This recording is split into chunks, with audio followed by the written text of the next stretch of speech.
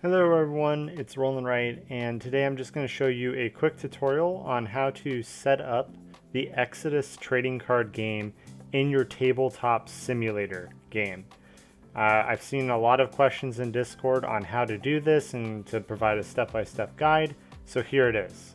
So first off, we're going to open up our Steam app, and that's going to automatically bring us to the store page, and we're going to go to this community tab right here and select workshop. Now, all of this is under the assumption that you have purchased and installed Tabletop Simulator onto your computer. If you don't already have Tabletop Simulator, you can search for it in the store here. A general recommendation is to ensure that it's on sale. I think the default price for Tabletop Sim is about $20, and the sales usually go for 50% or higher. Now, going back to this community tab, we're going to see workshop and click on that, and that's going to bring us to the Steam workshop where people can make mods for various different games. We're going to go to the search tab that says search for a workshop, and we're going to type in Tabletop Simulator. And that's going to bring up a little drop down. We're going to click on that, and that's going to bring us to Tabletop Simulator's essentially mod workshop, where people can upload various different mods and board games to use. And we're going to search Tabletop Simulator for Exodus TCG. And you can press enter or click this magnifying glass. Now if we scroll down, we're going to see there are currently two. We want the official Exodus TCG mod. And at this point, there's two things you could do. You can just click this little plus sign, or you can open it up. Opening up just lets you view the display page for the mod, but clicking the plus sign works. And here's the display page. We can see the current description, we can see comments, if you have any friends who have added this, who it's been created by, in this case Existence Games, and so on. And you're just going to want to click that subscribe. This is what that green plus sign was. So once it's subscribed, your Tabletop Simulator will download this mod onto your system, and now when we launch Tabletop Simulator, we can start playing with this mod right away, pretty much. They don't take very long to download. And on top of that, any updates Existence Games puts out for the mod will automatically get patched into your Tabletop Simulator. So once you subscribe to the mod, you never have to worry about it again. If for whatever reason you ever want to unsubscribe, you would do all this to come back to this page and click unsubscribe. So now that we're subscribed, we're going to go ahead and go up here to our library and click on home. And that's going to bring you to your library of all your Steam games. And right here, we're going to find our game since I have a lot. And there's Tabletop Simulator. We're going to click on it and click play. This is one of many ways that you could launch a game on Steam. It's going to give you three options here: play it, launch it in VR, or OpenGL. We're going to want to play it. So just make sure that top option selected and click play. At this point, it's going to begin launching the game. All right, and now we're in the game. Now, I have music currently disabled because it's usually very loud. If you ever want to change those settings, you click this little gear icon. So go to configuration, go to sound, and you can turn that all the way down, the main menu volume. Now that we're here, how do we start playing Exodus? If this is all you needed, if this is all the tutorial you needed, you can stop here. The rest we're going to talk about is how to start up a game of Exodus and how to save your own custom deck. So if I want to create a game of Exodus, obviously I'm going to create. If I want to join a game that someone else has hosted, I can click join, and eventually this is a server browser. We're going to find our friend's server name and join it from there. So if I know what the server name is going to be, maybe it's like Exodus something, we could sort by server name and find it. And that's what that looks like. But if we want to create a game, we're going to click create. And then there's single player, multiplayer. Obviously, if you want to play with a friend, you're going to do multiplayer. If you just want a deck build or something like that, go ahead and click single player. And that's going to bring you to essentially an empty lobby. Now, this thing will pop up and it's currently blocking our screen, but behind it you can kind of see that this is what the empty lobby looks like. Now, this gives you options of all the games that you could potentially load in up to play inside your lobby. You have all these classics, you have paid DLC that Tabletop Simulator offers. You have your workshop content, which is what we just did, any games that you subscribe to in the workshop. And then you have any saves that you have. So for instance, you have an autosave slot and then saves from playing other games. And we want to go ahead and load up Exodus, which is in the workshop tab. You can see it right here, and that's mostly because it's been recently updated.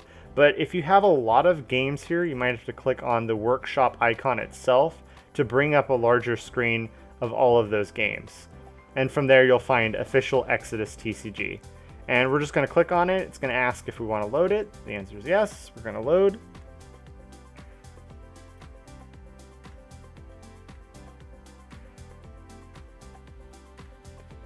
And this is kind of what you're going to start to see. Now, word of warning, Tabletop Simulator has to load all of the image files from the internet in order to populate all of these cards.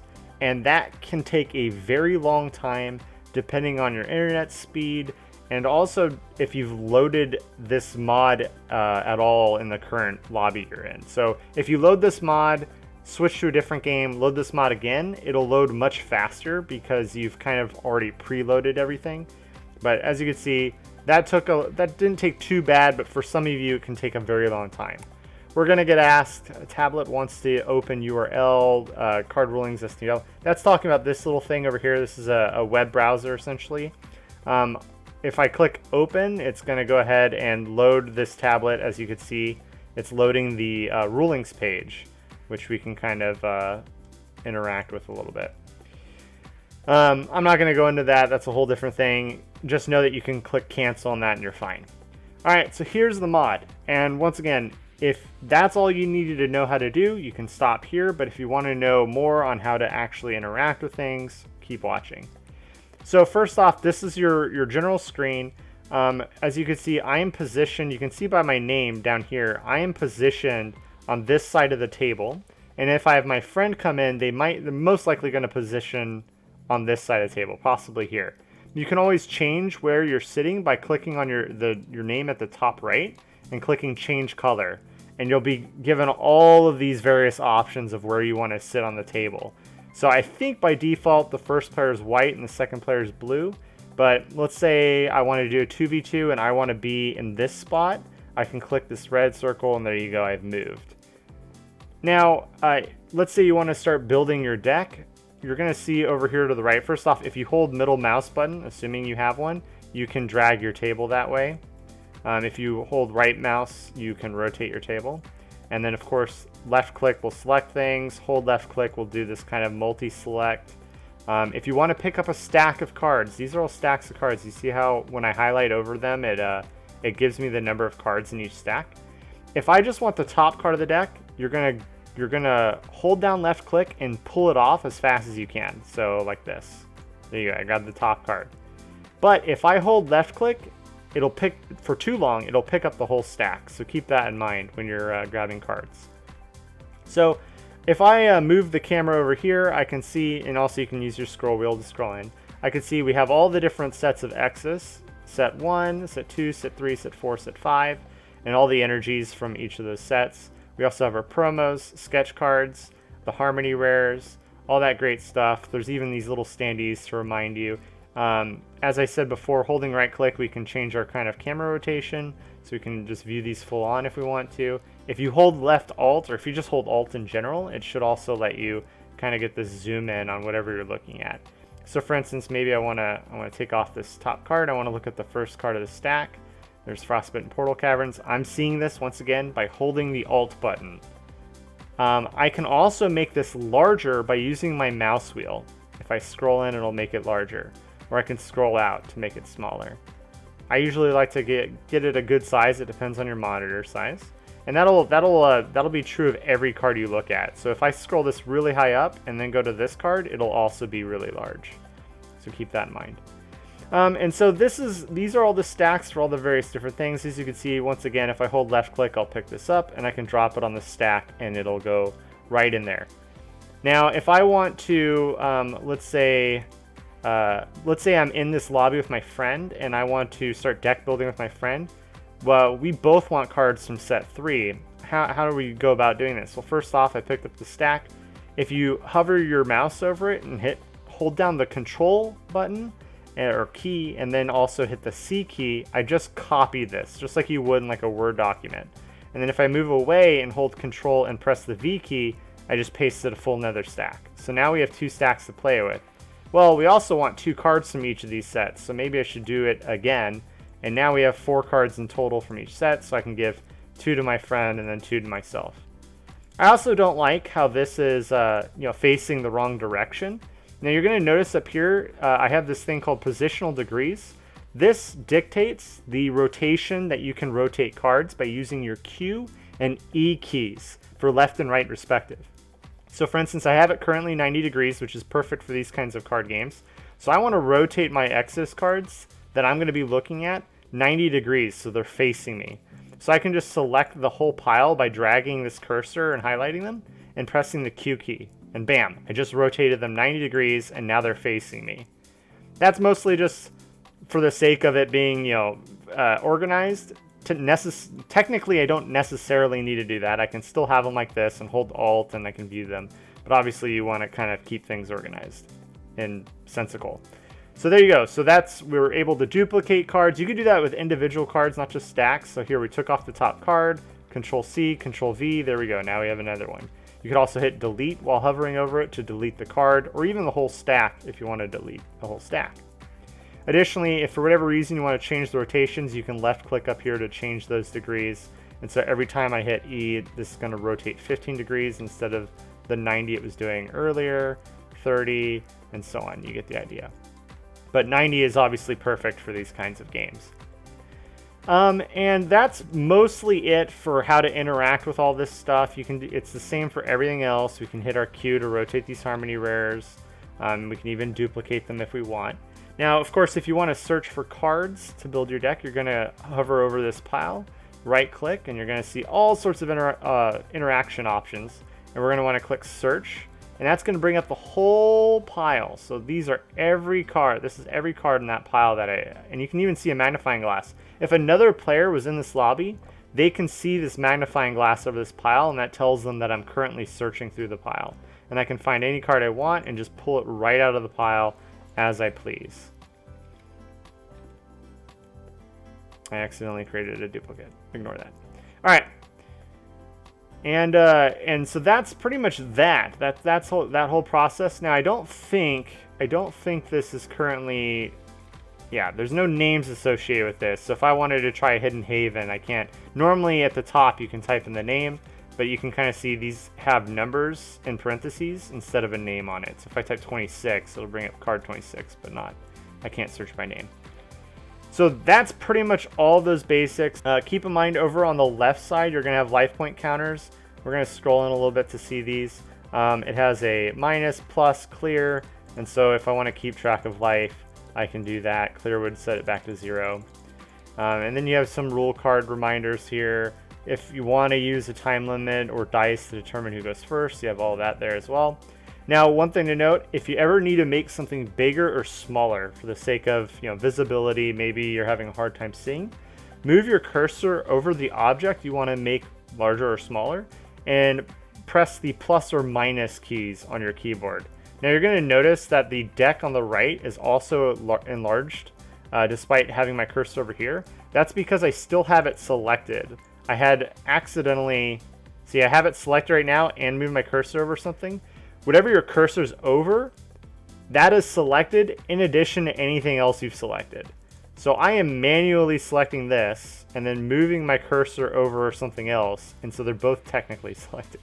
So be careful, because when you change card sizes, they won't stack anymore. You see how this Crystal Cove isn't joining the rest of the stack? That's because they're different sizes now. And that's true of really everything. So be careful when you're changing card sizes. The last thing I'm going to leave you with is how to shuffle and flip your decks and all that jazz. It's pretty easy. If I want to flip this face down, maybe this is my deck. Maybe I just built this deck. Just press the F key while you're hovering over it. Or you can right click and click on flip.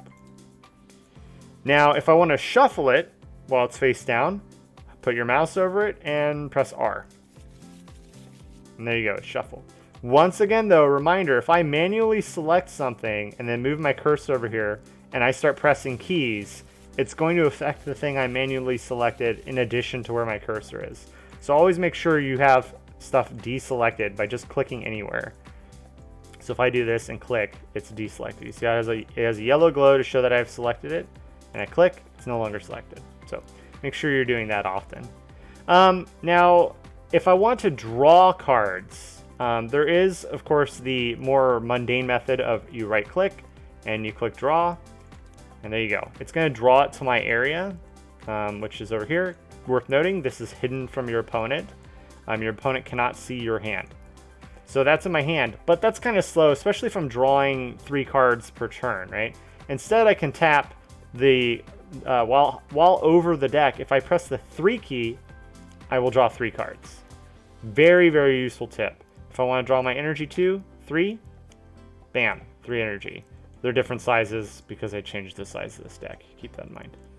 And that's it. And from here, I can just directly say, okay, I'm going to play this card, and I'm going to go ahead and play 3 energy like this, and place a creature on it, and it's your turn, and oh, it's back to my turn. I'll draw 3 and 3 again, and there you go. That's the game. Oh, I took a damage. Change it there. If you want to roll the dice, there's a couple of different ways you can do that. It's very similar to shuffling your deck. I'm going to increase the size of this dice, so it's a big chungus. Move your hand over it and press R, and that'll roll it. If you want to do even a bigger roll, just keep pressing R, and it'll keep throwing it up in the air as long as your mouse is over it. You could also change the side it's on by pressing the number key, but that's less useful. Now, one of the most common questions we see, besides setting up the game, is how to save your deck and load your deck.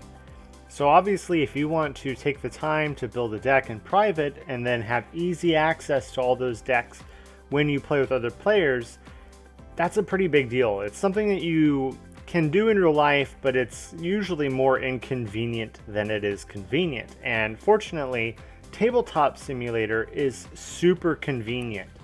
All we have to do, let's say this is our deck. Now remember, the top card of this is True Force Complex.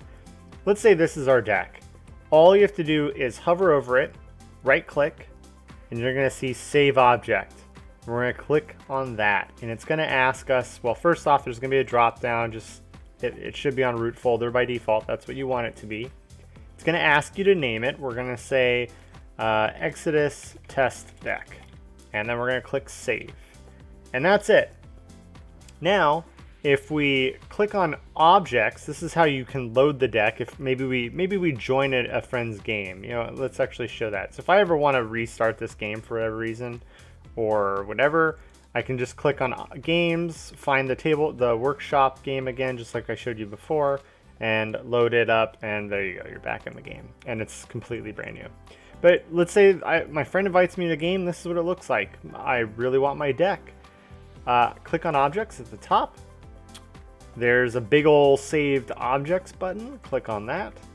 And then there you can see all of your saved objects. If you have multiple decks, you're going to see all of them here. And all you have to do is click on that deck. It's going to change your cursor to like this weird little pawn thing, and just click somewhere, and there's your deck. Now, if I click again, I'll create a second one, as you can see like that. I don't want to do that over and over again, so just hit the escape key, and that'll bump you out of that. It'll bump you back to the screen. Alternatively, you can just drag and drop it to avoid the whole pawn cursor issue. So just drag and drop the deck you want, and there you go. You can keep on making more of them. Now, maybe you want to make changes to that deck. Well, on the saved objects screen, click on the find the deck that you want to change. Click on the 3 little button options button and click on that, and you're going to see spawn and delete. Obviously, because this is on the right side of the screen, it's a little skewed. Go ahead and delete that, and then the deck that you've made changes to, maybe we took out this card, just right click, save object, and save it as you wish. So Exodus Test Deck 2. And then now when we go to saved objects, there you go. The old one's gone and the new one's there. And it even tells you the date and time that you saved it to. So there you go. That's how to save and load a deck, and even how to make changes to some degree. Hope that's pretty clear to you guys. Alright, so that's pretty much a good overview of Tabletop Simulator, how to set it up, how to get into it, how to use it, how to build your deck, and all those things. If you have any further questions, go ahead and leave a comment. I'll check back every now and then and answer any of your questions, but I hope this answered all the basics. Thank you guys. I hope you enjoy playing Exodus on Tabletop Simulator. See you later.